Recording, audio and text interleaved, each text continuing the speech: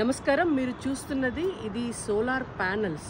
ఈ solar panels గురించి నేను ఎందుకు చెప్తున్నాను అంటే రీసెంట్గా ప్రధానమంత్రి సూర్యఘర్ ముక్తి బిజ్లీ పథకం అని చెప్పేసి ఒక కొత్త పథకాన్ని ఇంట్రడ్యూస్ చేశారు.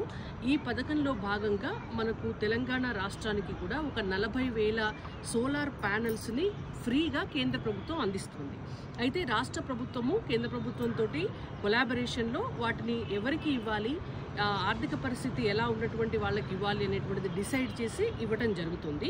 సో ఇది కొత్తగా వచ్చినటువంటి పథకం. అయితే ఈ పథకం కాకుండా ఇంకొక పథకం కూడా మనకు ఆల్రెడీ ఉంది, చాలామందికి కూడా అది తెలుసు.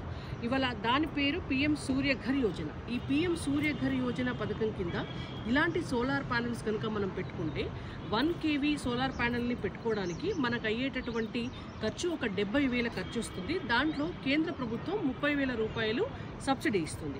ఒకవేళ 2 kV పెట్టుకున్నామని అనుకోండి, దానికి అయ్యే ఖర్చు 1,40,000. అందులో కేంద్ర ప్రభుత్వం ఇచ్చేటటువంటి సబ్సిడీ 60,000.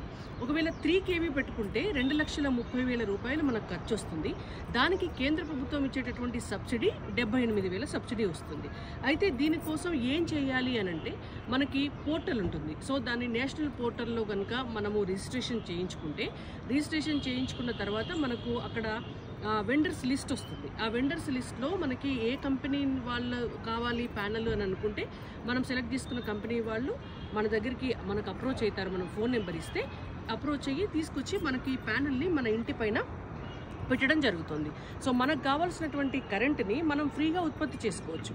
అయితే దీనికోసం మనకున్నటువంటి మీటర్ను కూడా మార్చి కొత్త మీటర్ పెడతారు. దానివల్ల ఇంపోర్ట్ అండ్ ఎక్స్పోర్ట్ మీటర్ అని అంటారు దాన్ని. అంటే మన ఇంట్లో తయారయ్యేటటువంటి ఈ కరెంటు గ్రిడ్కి వెళ్తుంది. గ్రిడ్కి వెళ్ళటం అనేటువంటిది మనం ఎక్స్పోర్ట్ చేసేది.